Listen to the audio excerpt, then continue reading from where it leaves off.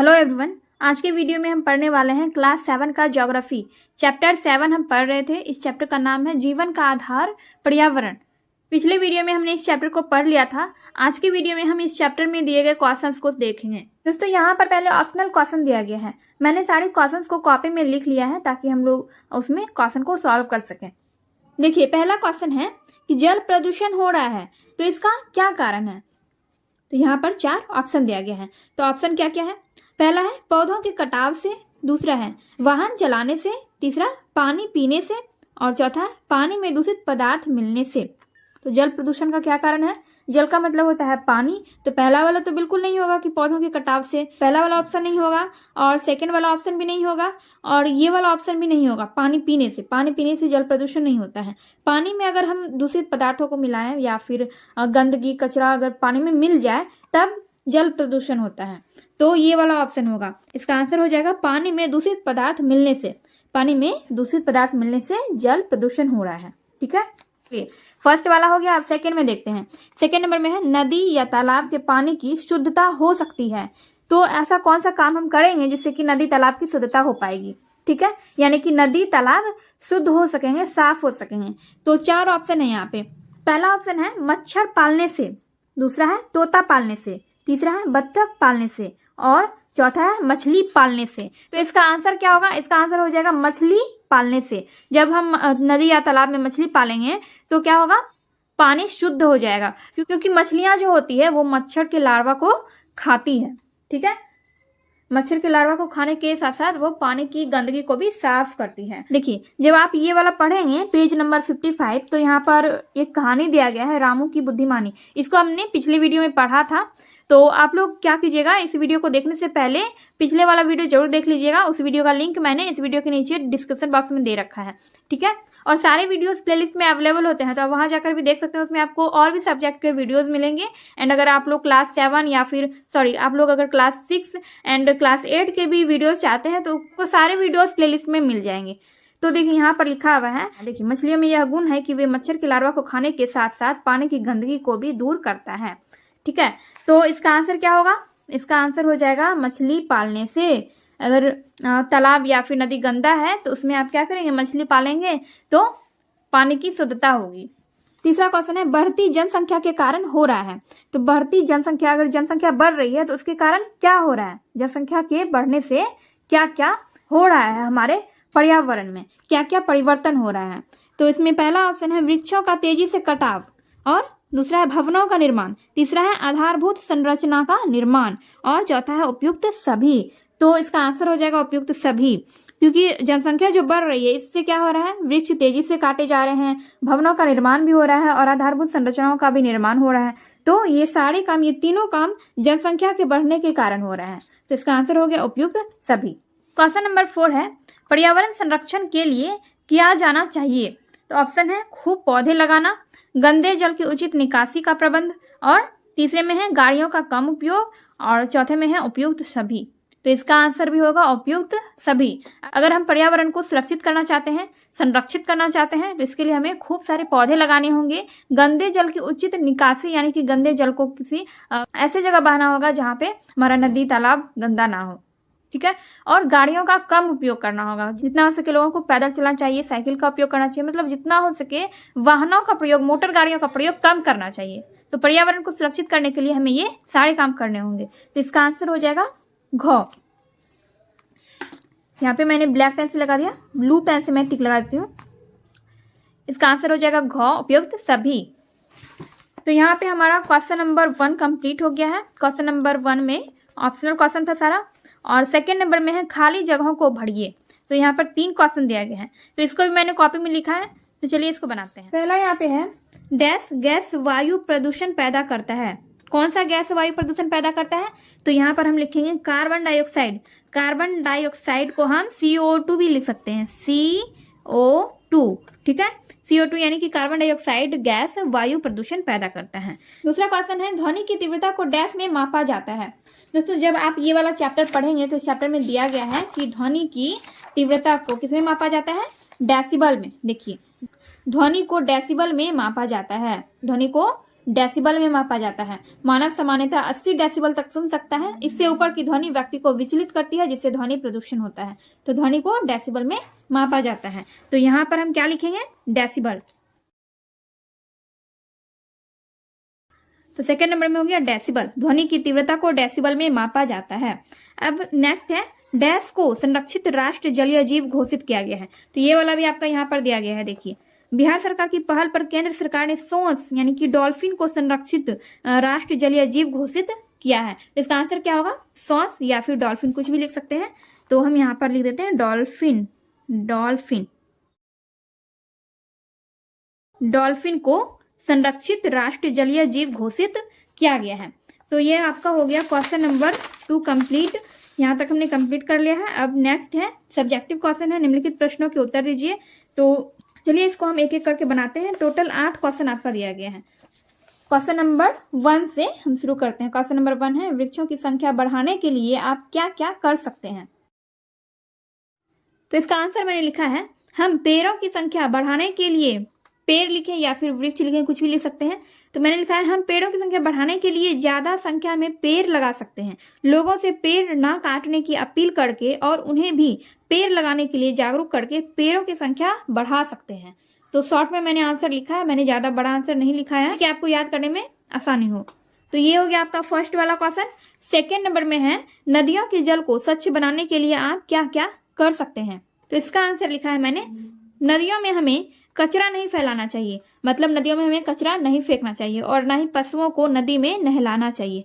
नदी को स्वच्छ बनाने के लिए हमें नालियों का गंदा पानी भी नदियों में नहीं गिराना चाहिए। तो अगर हम ये सब करते हैं तो नदी साफ सुथरा रहेगा, नदी का जल गंदा नहीं होगा। नदियों में कचरा फैलाने से, पशुओं को नहलाने से या फिर गंदे पानी को नदी में बहाने से क्या होता है? नदी का पानी गंदा हो जाता है और पीने लायक नहीं रहता है, मतलब कि किसी भी काम में उपयोग करने के लायक नदी का पानी नहीं रहता है। इसलिए नदी को अगर स्वच्छ रखना है तो हमें नदी में कचरा नहीं फैलाना चाहिए, गंदगी नहीं फैलानी चाहिए। थर्ड नंबर में है, उन क्रियाकलापों की सूची बनाइए जिनसे पर्यावरण को नुकसान पहुंचता है, मतलब वैसे कौन कौन से काम हैं जिससे कि पर्यावरण को नुकसान पहुंचता है।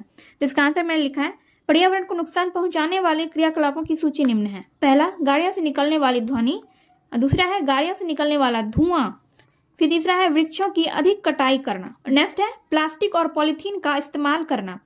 नालियों, घड़ों तथा कारखानों से निकलने वाले गंदे पानी आदि को नदियों में बहाना। तो ये सारे काम जो है, इन सभी कामों से क्या होता है? पर्यावरण को नुकसान होता है, यानी कि पर्यावरण प्रदूषित होता है। 4 नंबर में है, पॉलीथीन के विकल्प क्या क्या हो सकते हैं, मतलब कि हम पॉलीथीन के जगह पर क्या क्या यूज कर सकते हैं, पॉलीथीन के बदले में क्या क्या यूज कर सकते हैं। जैसे कि हम सब्जी वगैरह लाने के लिए पॉलीथीन का यूज करते हैं, पॉलीथीन बैग का यूज करते हैं, तो उसके जगह पे हम क्या क्या कर सकते हैं।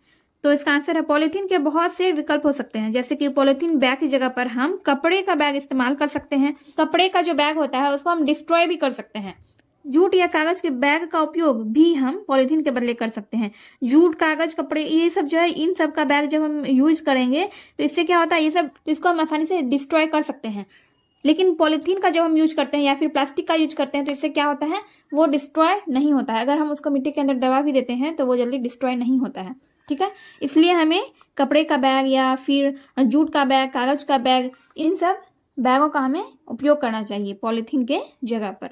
नेक्स्ट है, शहरी एवं ग्रामीण पर्यावरण में क्या क्या अंतर दिखाई पड़ते हैं।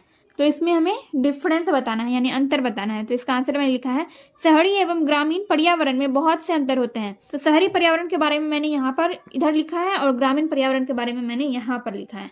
तो देखिए, शहरी पर्यावरण, शहरों में अधिक गाड़ियां चलती है। ग्रामीण पर्यावरण, गांवों में लोग गाड़ियों का उपयोग कम करते हैं। और शहरी क्षेत्र में वृक्ष तथा जंगल कम ही होते हैं। शहरी क्षेत्र में आप देखेंगे कि पेड़ पौधे, वृक्ष जो होते हैं कम होते हैं, जंगल भी कम पाए जाते हैं। जबकि गांव में वृक्ष और जंगल अधिक होते हैं। गांवों में शहरों के मुकाबले पेड़ पौधों की संख्या ज्यादा होती है, जंगल भी वहां पे ज्यादा होते हैं और गाँव का वातावरण ज्यादा शुद्ध होता है। शहरों का वातावरण उतना शुद्ध नहीं होता है क्योंकि वहां पर पेड़ पौधे कम होते हैं, लेकिन गाँव में पेड़ पौधे ज्यादा होते हैं, इसलिए वहां का वातावरण भी अधिक शुद्ध होता है। फिर यहाँ पे नेक्स्ट है, शहरी क्षेत्रों में मानव निर्मित पुल, पोखर आदि होता है। शहरी क्षेत्र में आपने देखा होगा कि वहां पर स्विमिंग पूल वगैरह होते हैं जो कि कृत्रिम होता है, मानव के द्वारा बनाया गया होता है। और गांवों में प्रकृति द्वारा बनाया गया नदी, तालाब, झरने आदि होते हैं। ठीक है, तो यही अंतर होता है शहरी और ग्रामीण क्षेत्र के पर्यावरण में। तो ये हो गया आपका क्वेश्चन नंबर 5 का आंसर। 6 नंबर का क्वेश्चन है, प्रदूषण के क्या कारण हैं, इनका हमारे जीवन पर क्या प्रभाव पड़ता है। दोस्तों वैसे प्रदूषण के बहुत सारे कारण हैं, लेकिन मैंने कुछ कारणों को यहाँ पर लिखा है। जैसे कि पहला है मोटर वाहनों, लाउड स्पीकर आदि से निकलने वाली तीव्र ध्वनि। तो ध्वनि से क्या होता है, ध्वनि प्रदूषण होता है। दूसरा है पेड़ पौधों की अधिक कटाई करना। फिर तीसरा है नदियों को गंदा करना। और नेक्स्ट है चूल्हे, कारखानों और गाड़ियों के धुएं से वायु प्रदूषण होता है। ठीक है, और इसी में दूसरा क्वेश्चन है कि इनका हमारे जीवन पर क्या प्रभाव पड़ता है। दोस्तों इससे क्या होता है, प्रदूषण से हम मनुष्यों को नई नई बीमारियां होती है। ठीक है, अब देखिए 7 नंबर का क्वेश्चन है, ग्लोबल वार्मिंग को कैसे कम कर सकते हैं। तो इसका आंसर हो जाएगा, ग्लोबल वार्मिंग को कम करने के लिए निम्न उपाय हैं। बहुत सारे उपाय हैं, तो मैंने भी यहाँ पर सिर्फ कुछ उपायों को लिखा है। ठीक है, अगर आप सारे उपायों को लिखने बैठ जाएंगे तो आपका आंसर बहुत ज्यादा लंबा हो जाएगा। तो पहला है पेड़ लगाएं और बचाएं। हमें ज्यादा से ज्यादा पेड़ लगाना चाहिए और पेड़ों को संरक्षित करना चाहिए, मतलब उन्हें कटने से बचाना चाहिए। दूसरा है बारिश के पानी का भंडारण। बारिश के पानी को हमें इकट्ठा करना चाहिए, गड्ढा बनाकर हमें बारिश का पानी इकट्ठा करना चाहिए। गाड़ियों के बजाय पैदल या साइकिल से चलें। जितना हो सके गाड़ियों का उपयोग कम करें, मोटर गाड़ियों का उपयोग कम करें और जितना हो सके साइकिल से या फिर पैदल चलें। इससे क्या होगा, इससे प्रदूषण कम होगा, वायु प्रदूषण भी कम होगा और ध्वनि प्रदूषण भी कम होगा। नेक्स्ट है उपयोग ना होने पर बिजली के उपकरण बंद रखें। जैसे कि आप अगर रूम में नहीं है तो रूम के लाइट, पंखा, टीवी वगैरह को बंद रखें। नेक्स्ट है कचरे का सही निपटारा। जैसे कि पॉलिथीन वगैरह के जो बैग होते हैं या फिर जो भी कचरा वगैरह होता है उसको यहाँ वहाँ जहाँ तहाँ नहीं फेंकें। और जो प्लास्टिक का बैग या फिर पॉलिथीन, जो भी प्लास्टिक की चीजें होती है उसे हमें, कचरों को हमें सही ढंग से उसका निपटारा करना चाहिए, कचरों को इधर उधर फेंकना नहीं चाहिए। 8 नंबर का क्वेश्चन है, प्रदूषण के विभिन्न प्रकारों को लिखें, उनका संक्षिप्त विवरण भी दें। तो प्रदूषण के निम्न प्रकार है, जैसे कि वायु प्रदूषण, जल प्रदूषण, ध्वनि प्रदूषण और मृदा प्रदूषण।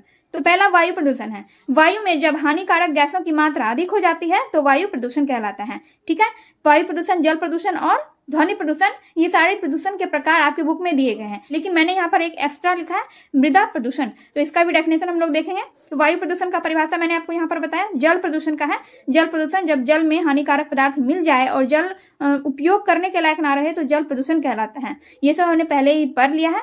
उसके बाद है ध्वनि प्रदूषण। चलिए ध्वनि प्रदूषण का देखते हैं। नेक्स्ट है ध्वनि प्रदूषण। ध्वनि प्रदूषण किसी भी प्रकार के अनुपयोगी ध्वनियों को कहते हैं जिससे मानव और जीव जंतुओं को कठिनाई होती है। ठीक है, यानी कि किसी भी चीज की, जैसे कि लाउड स्पीकर, डीजे, वाहनों की तीव्र ध्वनि जो होती है जिससे कि मनुष्यों और जीव जंतुओं को सुनने में कठिनाई होती है, तो उसे हम ध्वनि प्रदूषण कहते हैं। नेक्स्ट है मृदा प्रदूषण। मृदा का मतलब होता है मिट्टी। ठीक है, मृदा यानी कि मिट्टी। तो मृदा प्रदूषण मुख्यतः कृषि में अत्यधिक कीटनाशक का उपयोग करने से होता है। तो ये हो गया आपका क्वेश्चन नंबर 8 का आंसर। दोस्तों इस तरह से हमने क्वेश्चन नंबर 8 तक ये चैप्टर कंप्लीट कर लिया है। और नेक्स्ट आपका यहाँ पर एक्टिविटी दिया गया है। एक्टिविटी तो इसको आप खुद से कर सकते हैं, इस चैप्टर में ही दिया गया है। इसमें क्वेश्चन पूछ रहा है कि सीमा को शहर जाने के क्रम में पर्यावरण की जो चीजें नजर आई उसे निम्न स्तंभ में सूचीबद्ध कीजिए। तो सीमा ने शहर जाने के क्रम में कौन कौन सी चीजें देखी थी, मानव निर्मित पर्यावरण और प्राकृतिक पर्यावरण की कौन कौन सी चीजें उसने देखी थी, उसको आपको अलग अलग करके लिखना है। तो सारा चीज आपके चैप्टर में दिया गया है। और यहाँ पे नेक्स्ट है आपके आसपास के पर्यावरण में जो चीजें पाई जाती है उन्हें उचित स्तंभ में लिखिए। आसपास आपके क्या पाया जाता है, जैसे कि पेड़ पौधे, झरने, नदी, तालाब, ये सब हो गया आपका प्राकृतिक पर्यावरण। मानव निर्मित पर्यावरण में आप जो अपने आसपास देखते हैं उसको लिख सकते हैं। और फिर यहाँ पे आप पता कीजिए कि आपके घर के आसपास कितने घरों का बेकार पानी बाहर, गली या सड़क पर गिरता है। ऐसे घरों में छात्र समूह में जाकर इनके रोकथाम की चर्चा कीजिए। तो ये सब एक्टिविटी है।